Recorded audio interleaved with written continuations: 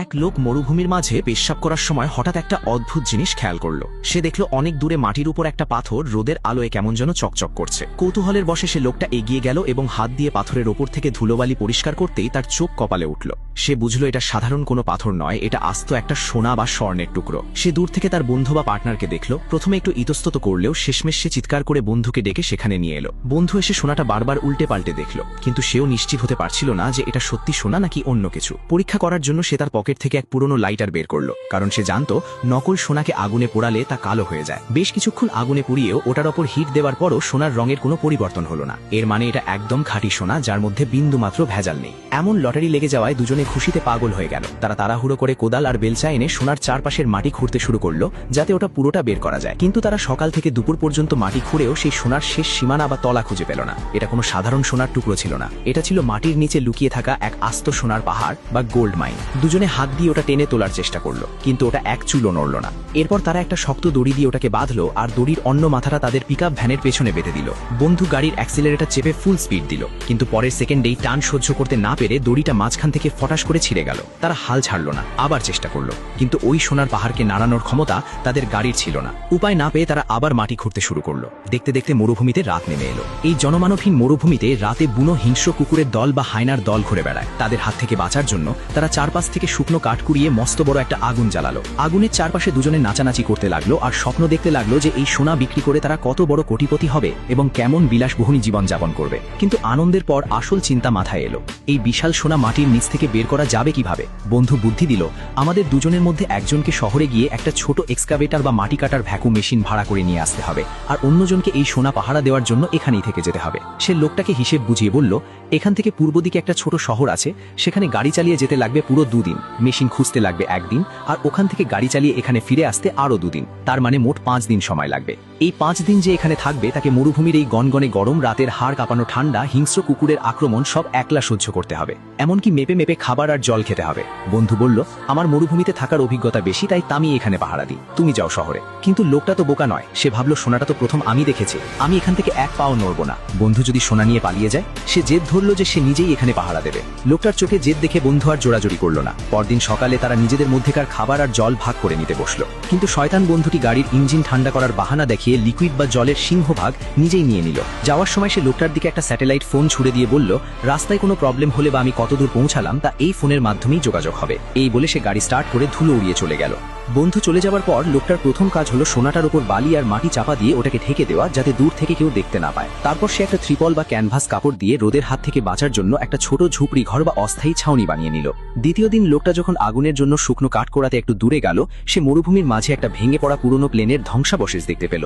সেটার ভেতরে ঢুকে সে দেখল, বাহ, জায়গাটা তো বেশ ঠান্ডা আর নিরাপদ, এখানে একটা চমৎকার ক্যাম্প বা থাকার জায়গা বানানো যায়। সে এখানে কিছুক্ষণ জিরিয়ে নিল, কিন্তু তার মনের ভেতর ছটফটানি শুরু হলো, কারণ এই প্লেনের ভেতর থেকে তার সেই সোনার পাহাড়টা চোখে দেখা যাচ্ছিল না। মনের ভেতরের ভয় আর লোভের কারণে সে প্লেনের কিছু লোহার পাত আর আলগা পার্টস খুলে নিল। তারপর সেগুলোকে টেনে হিচড়ে কষ্ট করে নিজের সেই সোনার পাহাড়ের কাছে নিয়ে গেল এবং ওই পার্টসগুলো দিয়ে সোনার একদম পাশেই একটা মজবুত ছোট লোহার তাঁবু বানিয়ে ফেলল।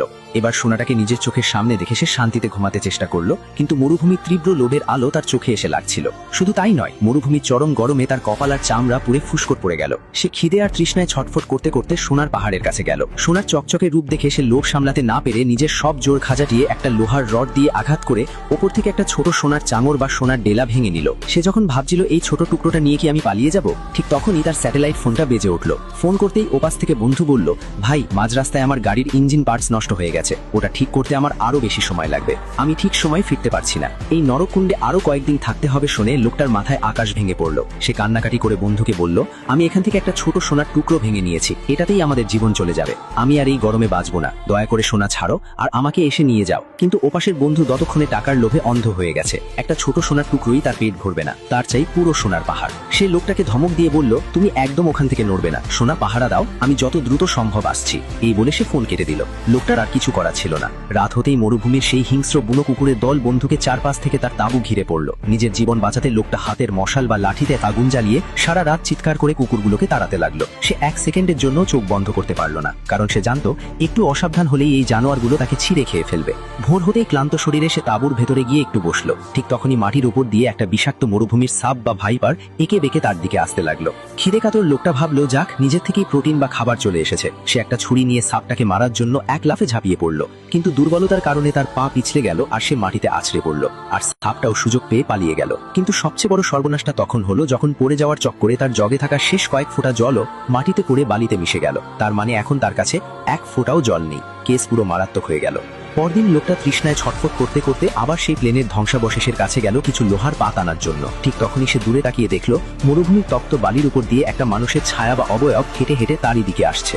লোকটা ভয়ে কাঁপতে কাঁপতে প্লেনের ভেতরে লুকিয়ে পড়ল এবং তার ভাঙা সোনার টুকরোটা একটা গোপন জায়গায় লুকিয়ে রাখলো। তারপর সে স্বাভাবিক মানুষের মতো বাইরে এসে দাঁড়ালো, যেন সে মরুভূমিতে হারিয়ে যাওয়া কোনো সাধারণ পথচারী। কাছে আসতে দেখা গেল ওটা একটা যাযাবর বা আদিবাসী মহিলা বা ডেজার্ট ওমান। মহিলাটি দয়া করে নিজের সাথে থাকা একটা সাপের কলিজা বা মাংস লোকটাকে খেতে দিল, কিন্তু লোকটা ভয়ে ওটা খেল না। মহিলাটি তখন নিজের জলের ফ্লাস্ক বা বোতলটা বের করে লোকটার সামনে ঢকঢক করে জল খেতে লাগলো, আর ইচ্ছে করেই গলায় গুলুগুলু আওয়াজ করতে লাগলো যাতে লোকটা তৃষ্ণা আরো বেড়ে যায়। আসলে মহিলাটি খুব চালাক ছিল। সে লোকটার মুখের ভয় দেখে ধরে ফেলেছিল যে এই লোকটা এখানে কোনো মস্ত বড় সিক্রেট বা গোপন জিনিস লুকিয়ে রেখেছে। মহিলাটি বারবার তাকে জেরা করতে লাগলো যে সে আসলে এখানে কি করছে, কিন্তু লোকটা কোনো মতেই শোনার কথা মুখ খুলল না। লোকটাকে চুপ থাকতে দেখে মহিলাটি এবার সোজা লোকটার তাঁবুর দিকে হাঁটতে শুরু করলো। সে শিওর ছিল যে এই তাঁবুর ভেতরেই কিছু একটা আছে। লোকটা এবার পুরো প্যানিক বা ভয় পেয়ে গেল। সে দৌড়ে গিয়ে মহিলাটিকে আটকালো এবং বলল, তুমি এই প্লেনের ধ্বংসাবশেষটা নিয়ে নাও, এটা খুব ভালো থাকার জায়গা, আমি চলে যাচ্ছি। কিন্তু মহিলাটি নাছোড়বান্দা, সে লোকটার পিছু ছাড়ছিল না। এক পর্যায়ে লোকটার মাথায় সব নিউরন জ্যাম হয়ে গেল। সে পাগলের মতো চিৎকার করে মহিলাটিকে ওখান থেকে দূর হয়ে যেতে বলল, কিন্তু অতিরিক্ত ডিহাইড্রেশন বা জলকষ্টের কারণে সে মাটিতে পড়ে গেল।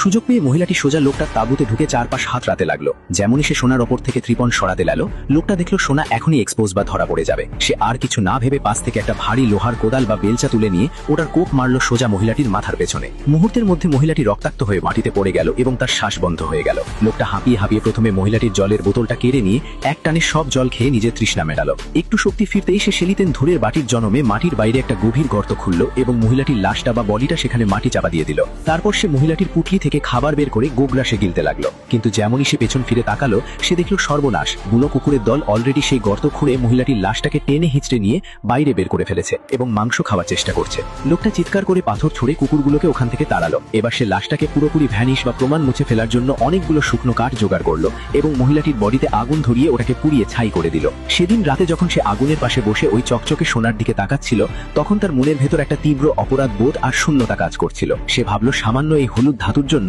আমি একটা জ্যান্ত মানুষকে খুন করে ফেললাম। এই জিনিসের মূল্য কি একটা মানুষের জীবনের থেকেও বেশি? পরদিন সকালে আবার স্যাটেলাইট ফোনে বন্ধুর কল এলো। বন্ধু বলল, ভাই সুখবর, আমি একটা এক্সকাভেটর বা মাটি কাটার গাড়ি ম্যানেজ করে ফেলেছি, কিন্তু ওটা নিয়ে পৌঁছতে আমার আরো বেশি সময় লাগবে।